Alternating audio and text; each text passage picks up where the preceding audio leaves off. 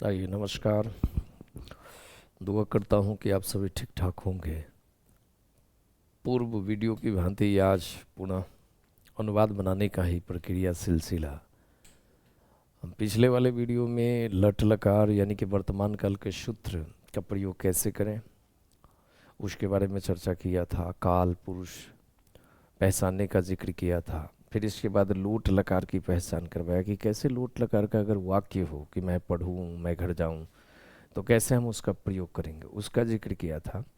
और आज इस कड़ी में हम लंग लकार यानी कि भूतकाल का प्रयोग करेंगे कि भूतकाल का जो सूत्र होता है त ता मन अह तम त अम आवाम, उसका हम प्रयोग कैसे करेंगे। जैसे कोई वाक्य आ जाए कि मैं पढ़ता था, तो कैसे हम इसका प्रयोग करेंगे, आइए उसी की परिचर्चा कर रहे हैं। मुझे विश्वास है कि शायद इस वीडियो के माध्यम से आपका भूतकाल का जो समस्या है या भूतकाल का जो वाक्य बनाना है वो सहजता से आप समझ सकते हैं। तो आइए, सूत्र लिखते हैं। एक वचनम, एक वचन, एक वचन, एक वचन, द्विवचन और बहुवचन। फिर हम पुरुष की चर्चा करते हैं। प्रथम पुरुष,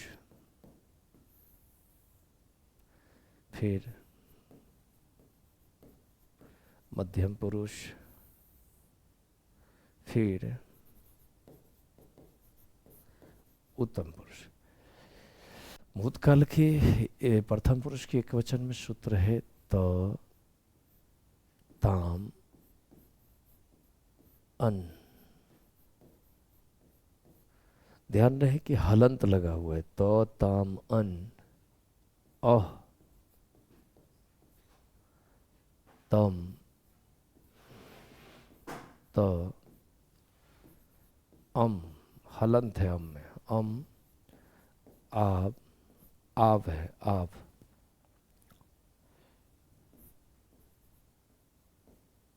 आब आम।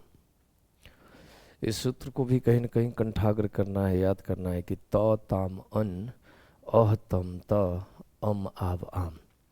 अब इसका प्रयोग करेंगे कैसे, पहले तो इसको आप कंठाग्र कर लीजिएगा, याद कर लीजिएगा कि भूतकाल का सूत्र क्या है। तो त ताम अन अह तम त अम आव आम। अब इसका प्रयोग करेंगे कैसे, तो चलिए पूर्व के वीडियो की भांति इसका प्रयोग के बारे में हम जान लेते हैं। जैसे हम वाक्य लिख दिए कि मैं पढ़ता था, तुम खाते, तुम खाते थे, राम और श्याम, राम और श्याम विद्यालय, विद्यालय जाते थे।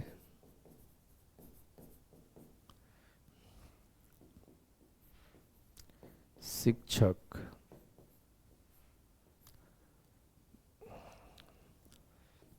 देखते थे।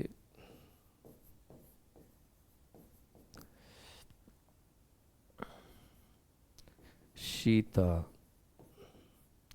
बाजार जाती थी,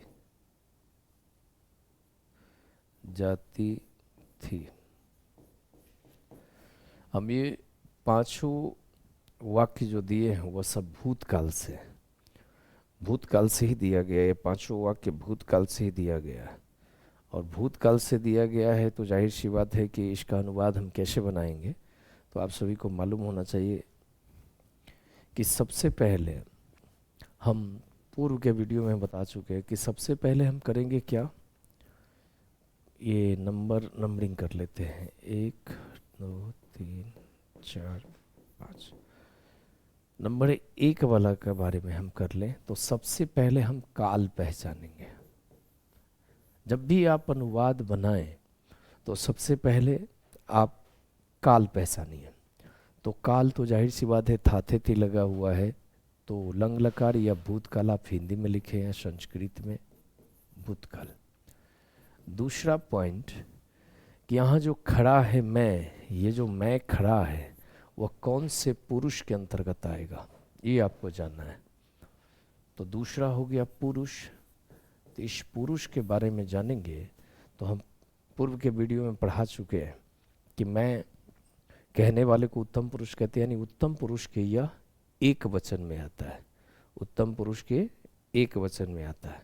तो फिर क्या होगा, यह हो गया उत्तम पुरुष एक वचन। अब तीसरा बताए थे कि सूत्र का प्रयोग करना है, तो उत्तम पुरुष एक वचन। अब उत्तम पुरुष एक वचन में हम सूत्र में ध्यान से देखें तो बिल्कुल सामने दिख रहा है कि उत्तम पुरुष के एक वचन में सूत्र है अम। क्या है, अम। यह हो गया अमहलन, अम हो गया। अब इसको हम सजाएंगे, तो सजाएंगे तो क्या होगा, मैं का होता है अहम, अहम। पुस्तक के पढ़ता हूँ तो पठ माने पढ़ना। अब पठ में जब हम अम जोड़ेंगे तो अ का कोई चिन्ह नहीं होता है, यानी कि अ भूत के रूप में होता है, अ की मात्रा नहीं होती, अ लिखाता ही नहीं है, तो अ नहीं लिखाया और सीधा म हलंत हो गया, अहम पठम। किंतु भूतकाल में एक विशेष नियम है, इस बात को सदैव ध्यान रखें, इस पर विशेष रूप से ध्यान रखें। भूतकाल का एक सदैव नियम यह है कि जब भी आप सूत्र का प्रयोग कर लेते हैं तो उस धातु के पहले अ लगाना निश्चित है, अ लगाना अनिवार्य है। तो जैसे ही हम पठ में अम जोड़ लिए तो अ इसके आगे जरूर लगाएंगे, तब भी ये आपका वाक्य सही होगा। तो ये बन गया अहम अपठम। हम पुनः इस बात को आगे कर देते हैं। जैसे मान लेते हैं कि खाद माने होता है खाना, खाद माने खाना। अब इसमें हमको त सूत्र फिट करना है, तो कैसे करेंगे, खा आदत, खादत बना। लेकिन जैसे ही इस भूतकाल का सूत्र हम जोड़े हैं तो धातु के पहले अ का होना अनिवार्य है, तो हम इसके पहले अ लगाएंगे तभी यह भूतकाल का वाक्य सही होगा, अनुवाद हमारा सही होगा। फिर कहता है तुम खाते थे, फिर वही बात, आप काल पहचान लीजिए। तो काल में तो जाहिर सी बात है कि भूतकाल है। इसके बाद पुरुष की चर्चा करें तो पुरुष में क्या आ जाएगा, पुरुष में आ जाएगा कि तुम, मध्यम पुरुष का एक वचन। तो मध्यम पुरुष के एक वचन में हम जैसे ही जिक्र करेंगे तो मध्यम पुरुष के एक वचन में सूत्र है अ। क्या सूत्र है, अ है। तो हम क्या करेंगे, फिर लिखेंगे तो हम माने तुम, खाद माने खाना। जब इसमें हम अ जोड़ेंगे तो अ तो आएगा नहीं, उसका केवल विसर्ग लग जाएगा, विसर्ग लग गया। और इसके पहले हम क्या करेंगे, जो अभी आप लोगों को बताए थे, इससे पहले इसमें हम अ जोड़ेंगे। यह क्या बन गया, तुम अखाद, यानी तुम खाते थे या तुमने खाया, ये चलेगा, ये दोनों बातें सही है। अब तीसरा में कहता है राम और श्याम विद्यालय जाते हैं, ध्यान देखा जाए। फिर हम वही काल पहचानेंगे, काल पहचानेंगे तो इसमें हम एक जानबूझ करके है लगा दिए थे, तो ये वर्तमान काल है और राम और श्याम जो है प्रथम पुरुष का द्विवचन है।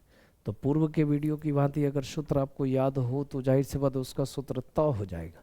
लेकिन चलिए इसी को फिर से इसको हम बनाएंगे तो क्या हो जाएगा, राम और श्याम विद्यालय जाते, तो हम भी इस समय सूत्र दिए भूतकाल का, तो ये है को हम थे बना देते हैं। अब ये भूतकाल हुआ, तो काल तो समझ गए कि भूतकाल है। पुरुष में कौन है, राम और श्याम है, दो नाम है। तो दो नाम किसके अंतर्गत आएगा, दो नाम आएगा प्रथम पुरुष के द्विवचन। तो प्रथम पुरुष के द्विवचन में आ गया, तो मालूम है कि लड़का है इसलिए बॉडीगार्ड इसमें लगेगा, राम है तो क्या भी देंगे, दो विसर्ग लगाएंगे। और अगर उसी में सीता होती तो हम उसमें विसर्ग नहीं लगाते, रामा। फिर श्यामक कर दीजिए और को च कर दीजिए। राम श्याम च विद्यालय का विद्यालय को जाते हैं, यानी कि आप इसमें हम पहले बोले थे कि हम कारक पर चर्चा करेंगे तो ये भी आपकी डाउट क्लियर हो जाएगा। तो विद्यालय को जाते अगर एक हो, एक का जिक्र हो नपुंसक लिंग में, तो सीधा यहाँ कर्म है, फिलहाल एक हो तो उसमें आप म हलंत जोड़ दीजिए। तो म हलंत जोड़ दिए, विद्यालय जाते हैं तो क्या हो जाएगा, जाते थे तो गच्छ माने जाना, और दो नाम है तो प्रथम पुरुष के द्विवचन में ताम सूत्र आता है, तो क्या कर दिए गच्छताम। क्या ये सही है? गौर किया जाए, क्या ये सही है? तो बिल्कुल एक चीज छूट रहा है, गलत है। उसमें हमको क्या करना होगा, भूतकाल में एक नियम ऐसा है कि धातु के पहले जब सूत्र लग जाए तो अ लगाना अनिवार्य है, तो क्या लिखेंगे अगच्छताम। अब ये हमारा अनुवाद सही हो गया। फिर आगे शिक्षक देखते थे। शिक्षक है तो शिक्षक को तो आराम से लिखेंगे शिक्षक का। काल हमारा ये भूतकाल का ही है। अब पश्य माने देखना, गुरुदेव है यानी शिक्षक है तो किस पुरुष में आएगा, तो पुरुष की चर्चा हम विशद रूप से पहले कर चुके हैं कि पुरुष शिक्षक है, नाम है, तो प्रथम पुरुष का एक वचन, जो कि अकेला शिक्षक है, और प्रथम पुरुष के एक वचन में सूत्र क्या है, लंग लकार में त। तो पश्य माने देखना, तो उसमें हम क्या जोड़ेंगे, त जोड़ेंगे। और जैसे ही ये त जोड़ दिए तो क्या ये सही है? बिल्कुल नहीं, इसके पहले फिर से हमको और लगाना पड़ेगा। अब ये हो गया सही, अपश्यत। अब फिर कहता है कि सीता बाजार जाती थी, भूतकाल का वाक्य है।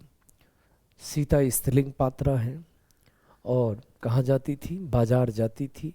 सीता किस पुरुष के अंतर्गत आएगी, तो पता है एक नाम है, और एक नाम है तो प्रथम पुरुष की एक वचन, तो लिखाएगा सीता। बाजार को कहते हाट, उसमें फिर महलन जोड़ दिए। सीता हाटम, सीता हाटम, और जाती थी तो गच्छ माने जाना, और प्रथम पुरुष के एक वचन में सीता है तो सूत्र है त, लगा दिए त।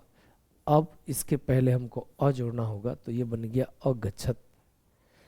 तो सीता हाटम अगच्छत।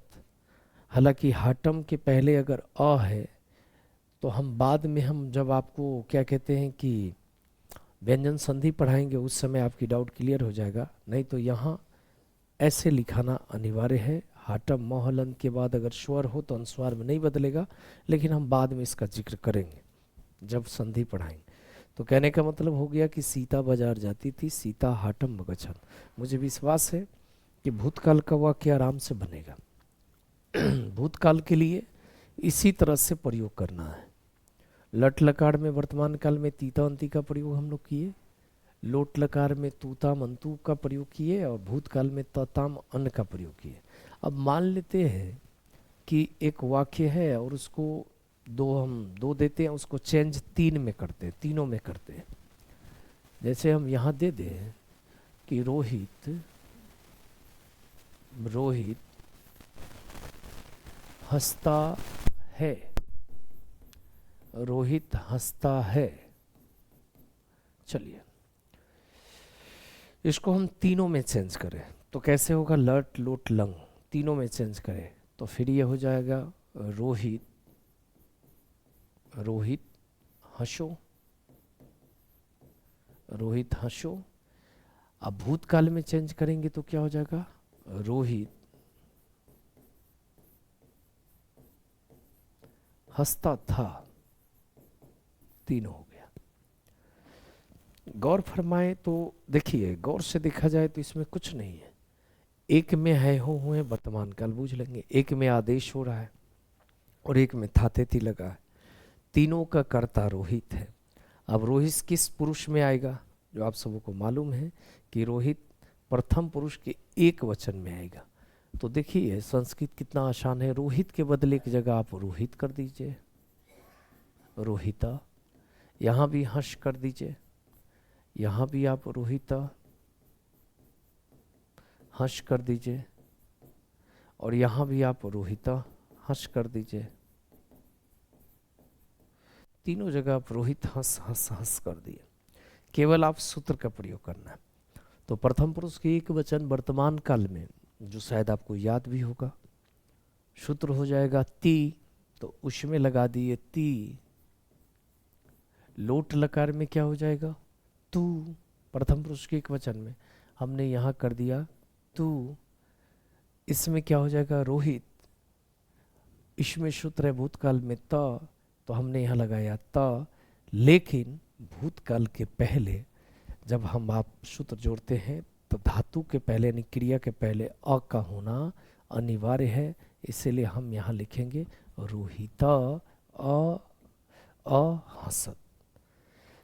मुझे विश्वास है कि शायद इसके माध्यम से आपको जानकारी आ जाएंगी। और हम 4-5 ऐसे वाक्य दे देते हैं जिसको आप चेंज कर लीजिएगा, तीनों में बदलिएगा, और तीनों में बदलने के बाद अभ्यास करें, अपने से बनाएं, और फिर इसका प्रति उत्तर आंसर कहीं ना कहीं हम अगले वीडियो में दे देंगे, जिससे आपका समस्या समाधान हो जाए। जैसे उदाहरण में दे देते हैं, एग्जाम्पल मान लेते, एग्जाम्पल में दे देते, तुम दोनों बोलते हो,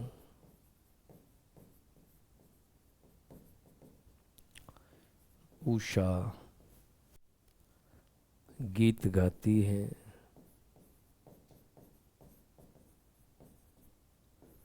राम वेद पढ़ता है, हम लोग रामायण देखते हैं।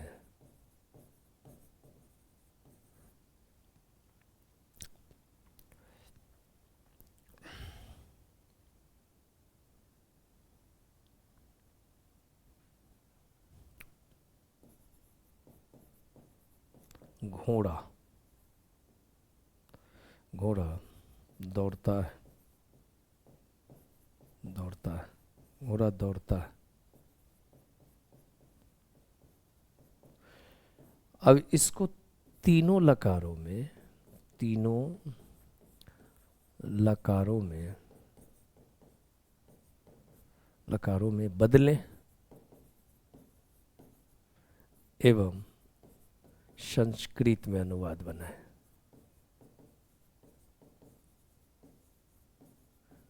अनुवाद बनाए। इसको क्या कीजिए कि तीनों लकार में बदल करके संस्कृत में अनुवाद बनाइए।